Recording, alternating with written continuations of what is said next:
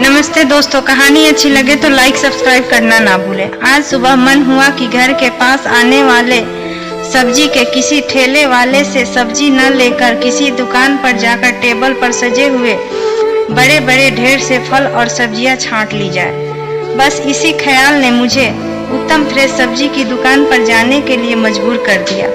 जब मैं दुकान पर पहुंची तो देखा गिनती के 4 महिलाएं और 3 पुरुष ही सब्जी ले रहे थे। बहुत कम लोग होने की वजह से जब मैं भी सब्जियां छांटने लगी तभी मेरी नज़र वहां आई एक संभात महिला पर पड़ी, जिसके हाथ में i20 गाड़ी की चाबी थी और वह सब्जियां छांट रही थी। न जाने कि मुझे महसूस हुआ कि इस महिला को देखा जाए, क्योंकि वह बहुत अच्छे से तैयार होकर आई थी। खैर, जैसे ही मेरी नज़र उस पर गई, मैंने देखा वो ढेर से सब ककड़ियाँ चख कर छांट रही थी। वह जल्दी जल्दी ऊपर से ककड़ी तोड़ती ताकि उस पर किसी की नज़र न पड़े। स्वाद चखने के चक्कर में छूटे हुए टुकड़े को जल्दबाजी से वह टेबल के नीचे लगे पर्दों के पीछे फेंक देती थी।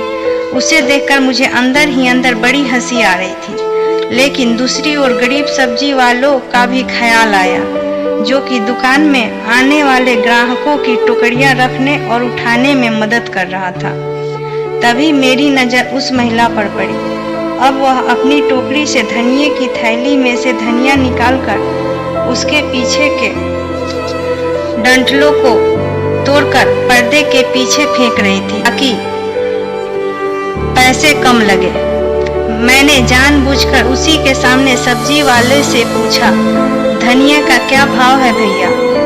350 रुपए किलो मैडम जी, उसने जवाब दिया और अपने काम में लग गया। जैसे ही मैंने पुनः दृष्टि उस महिला पर डाली, वह बहुत संयत दिख रही थी। उसे किसी तरह का अपराध बोध नहीं था।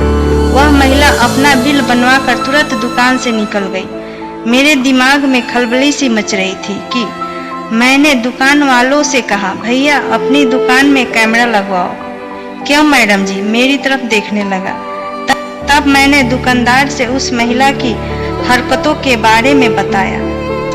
मैंने उसे कहा, वो महिला कम से कम 100 रुपए की चपत आपको लगाकर चली गई। मेरी बातों को सुनकर वह दरिया दिली से चेहरे पर एक मुस्कान लाकर कहा, मैडम हर तरह के ग्राहक आते हैं यहाँ, आप जैसे भी आते हैं जिनको हमारा नुकसान अखरता है, और उन जैसी महिलाएं भी आती हैं जिनके बारे में आपने बताया।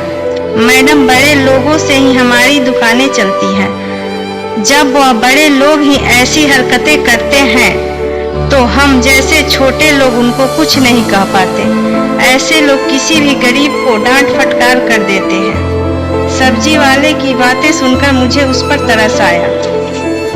जो इंसान गरीब की गरीबी को चोट पहुंचा सकता है, वह बड़ा कैसे हो सकता है?